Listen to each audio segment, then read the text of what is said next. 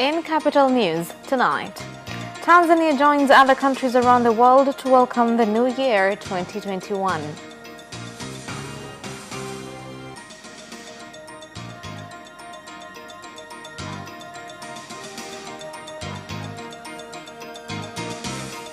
President Dr. Hussein Mwinyi calls on citizens to build a united Zanzibar.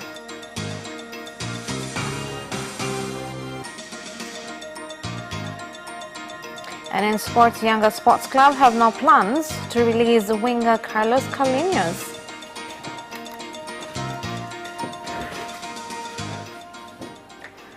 Good evening, this is Capital News at 9:30. My name is Khadija Zimbwe. First, the national news. Tanzanians on New Year Eve joined other nations around the world to welcome the new year 2021, with religious leaders calling on society to help those in need and to maintain peace and unity.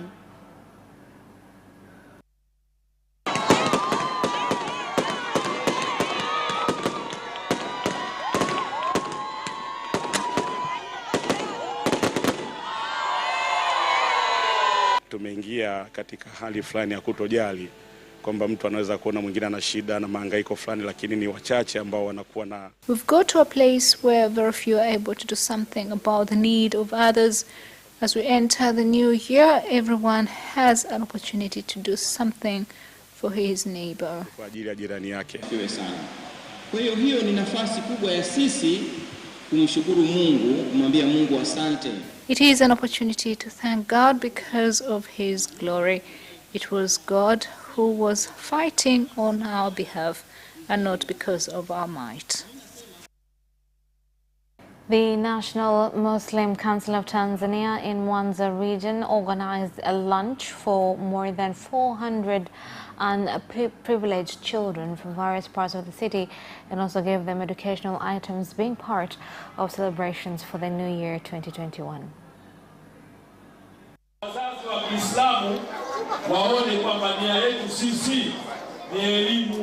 Our focus is on education. Complaining doesn't help us. Now every Muslim must understand his responsibility to educate his children.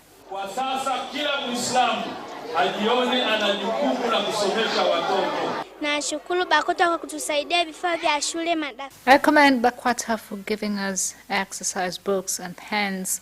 I urge others to help also.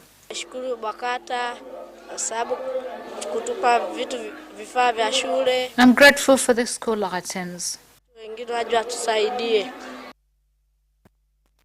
In Dar es Salaam, residents welcomed the new year by attending prayers in houses of worship, while others in areas of recreation.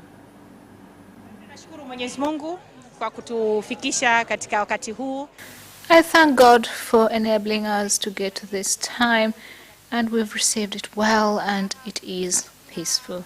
Kwanza tumshukuru Mwenyezi Mungu wa Tanzania kwa dhati kabisa, kwa sababu mwaka uliopita ulikuwa na mitihani yake. We thank God, all of us Tanzanians, because last year had its own set of trials, but because of his blessings, a day like today, there are so many people around, while in other countries people have not been able to do so. Dar es Salaam Special Police Zone Police Commander Lazario Mambosasa said that security was enforced in various parts of the country to ensure safety of people and property of Tanzanians as we ushered the new year of 2021. Kuona askari wako maeneo hayo wanaendelea kufuatilia maelekezo tuliyowapa. As you can see, there are officers around and are working on instructions given to make sure that people going to church are safe and that there is presence of traffic officers on our roads. Instructions that was given by the government was that issued by the minister with the mandate, Simba Chawene, that as we celebrate, no gatherings are allowed in open spaces without a permit, and if there is a need, then permit must be issued by the relevant authority. President of Zanzibar and Chairman of the Revolutionary Council, Dr. Hussein Mwinyi, has called on the citizens of Zanzibar to be united and make 2021 a year of developing Zanzibar by fighting corruption and embezzlement.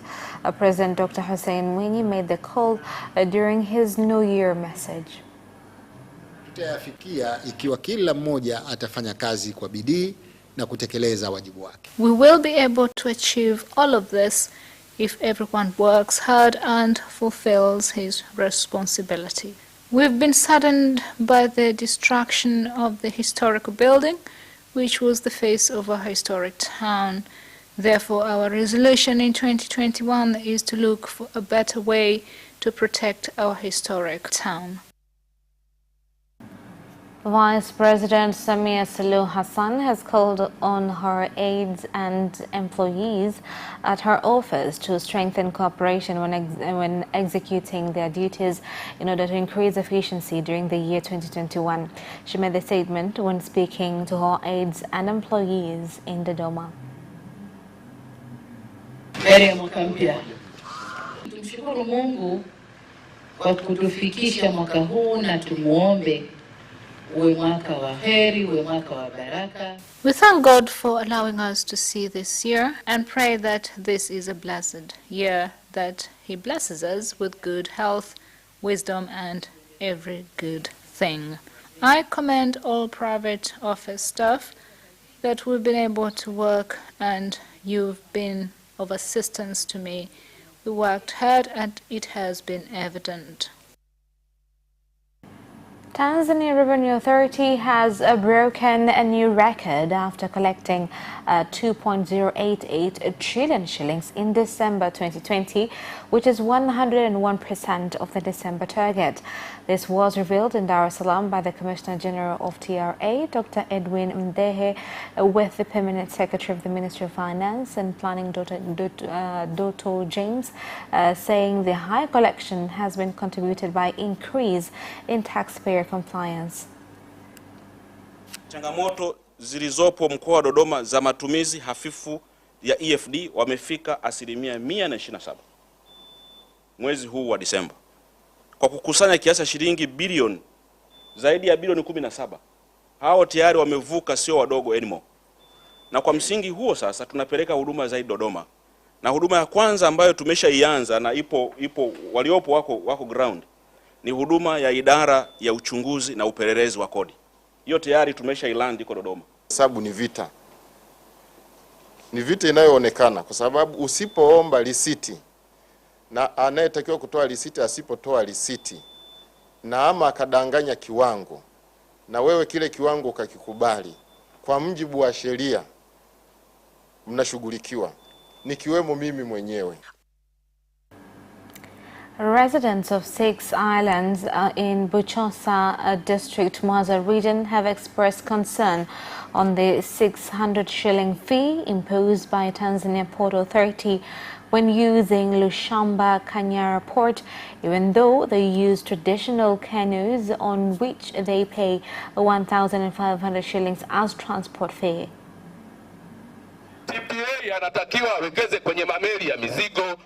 We are asking for a solution and be allowed to work.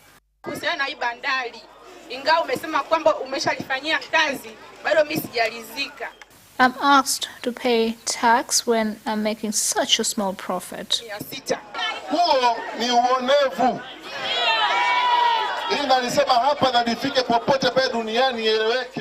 This is unjust, and let Honorable President hear that people are being treated unfairly by the Port Authority. Hii ni kazi ambayo ni mamlaka imetoa tamko kwamba hakikisha mtu yote anaingia bandarini awe ni muhusika. This is a directive from Port Authority that anyone who comes in is authorized.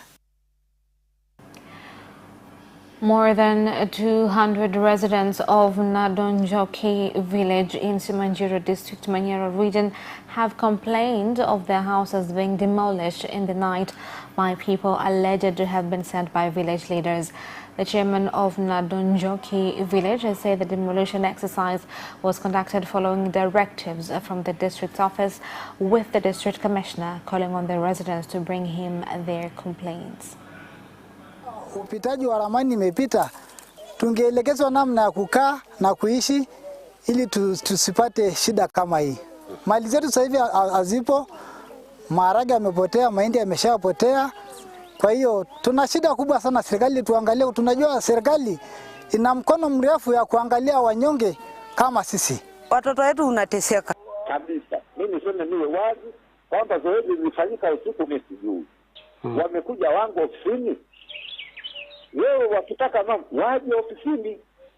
Wakija ofisini, wakitaka chochote watakachosema, nikamwita yule afisa tarafa, njoo hapa. Sijui mtendaji wa kata, njoo hapa. Mtendaji wa kijiji, njoo hapa. A suspected robber was killed and 3 others escaped following a fire exchange with the police force at a Shayo area in Kasolo district on New Year's Eve. Silaha ambayo imeokotwa kwenye tukio ambalo jambazi ameuawa na wenzake 3 wakafanikiwa kukimbia. Askari wetu baada ya kupokea taarifa hizo, this weapon was found at the scene where a criminal was killed and his accomplices managed to run away. After being tipped off, the Special Police Task Force in KIGOMA made a follow-up and officers were ready waiting for them.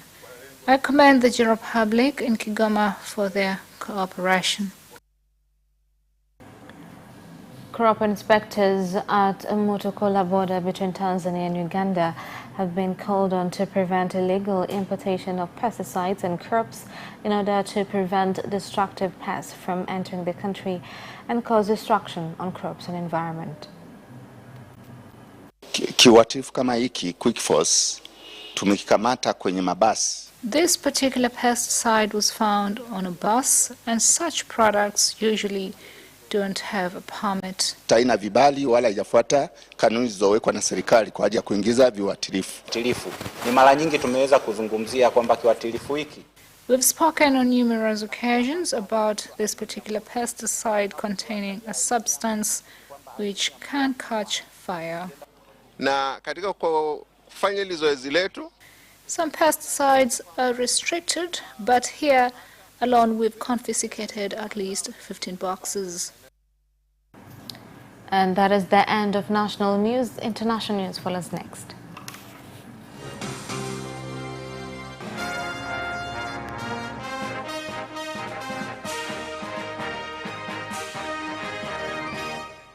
And in international news, at least 25 people were killed in an attack on New Year's Eve by rebels in the Democratic Republic of Congo's Eastern Beni territory.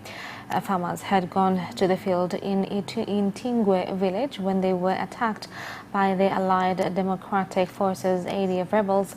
Some of the bodies were found by rescue teams in the bushes on Friday. Now, Kenyans have welcomed the new year 2021 in celebration in various parts of the country, with many of them violating lockdown restrictions, while President Uhuru Kenyatta gave a message of hope on the economic situation in his New Year address. Wow.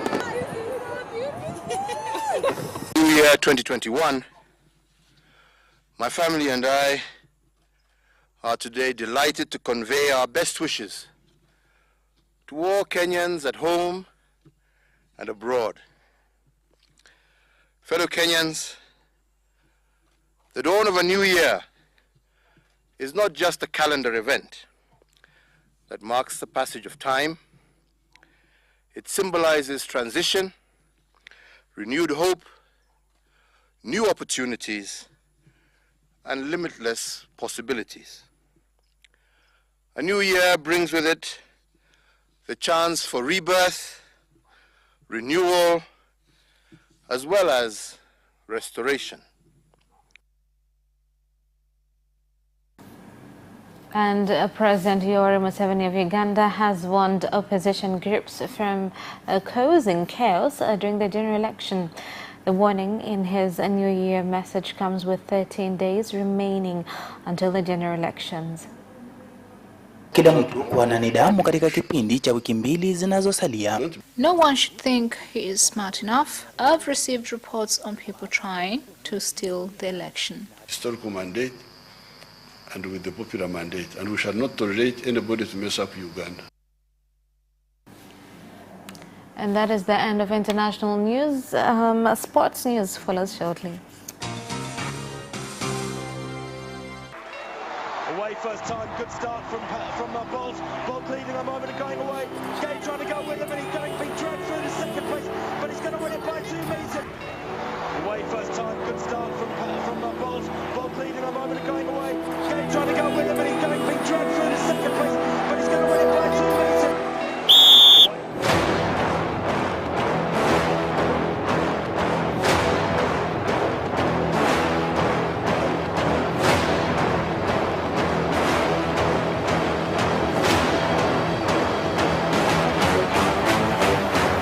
Opposition, Joaquinho, he did lose to Lynn.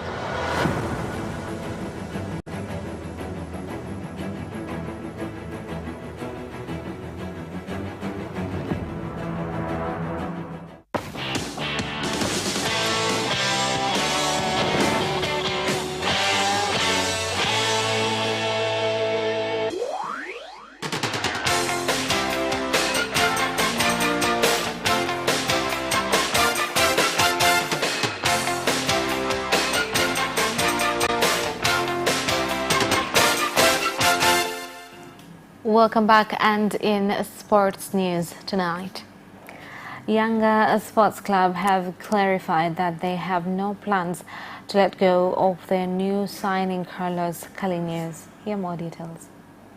Joined YANGA at the start of the 2020-21 season, but has struggled to claim his starting role, with injuries putting him out of the starting squad. Despite starting well, earning 3 assists and 2 goals, Calinhos got injured and even missed the derby against Simba. His situation has kept YANGA fans guessing, with others feeling the player should be allowed to leave. Leaving Zambian Super League giant Zeko United, HARAMBEE Stars defender David Odhiambo has been linked with the Lusaka side. Here's more on the story. Dola club, after his contract expired and barely a day after his exit was confirmed, the defender is said to be on his way to join another Zambian top side. Calabar, as Odhiambo is famously known, was the first high-profile Kenyan to join a Zambian club in 2014, after he had helped Gor Mahia end their title drought in 2013. His 6-year stint saw him establish himself as one of the best foreign talents, not only at Zesco United, but also in the Zambian League. He went on to win 5 Super League titles, 3 Absa Cups, and 2 Charity Shields. Simba Sports Club spokesman Haji Manara has stated winning 4-1 against YANGA Sports Club in the FA Cup semi-finals was one of the best moments in the year 2020. Here's more on the story.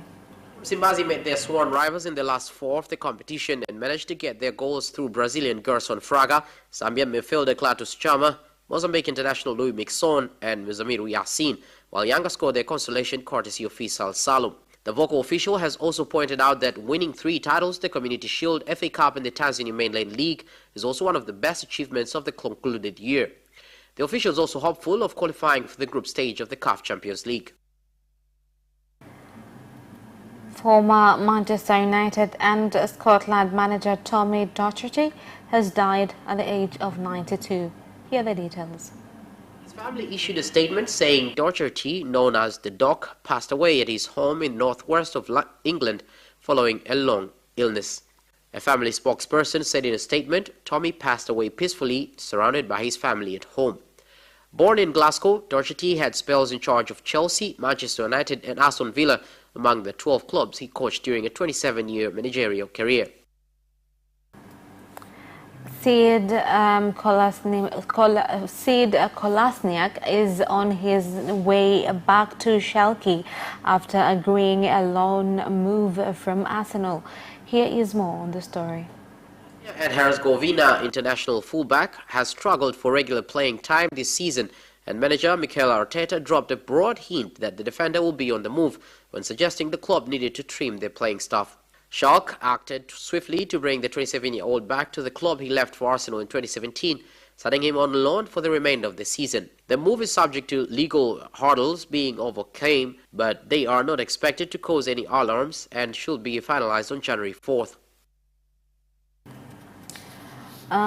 Mino Raiola has rubbished suggestions that he has brokered a deal with Barcelona presidential candidate to take Erling Haaland to Camp Nou. Here's the story. Haaland is in his first full season at Borussia Dortmund, but such has been his impact at the Signal Iduna Park that he's been linked with a move to a European giant. The likes of Liverpool, Manchester City, Manchester United and Real Madrid have all been linked, and Barcelona presidential candidate Emili Rosat has reportedly made Haaland's signature one of his priorities. Josep Maria Minguella is advising Rosat and claims the fundamentals are in place for a deal to be done. And that's what ends our news bulletin for tonight. My name is Khadija Zimbo. Thank you for watching and good night.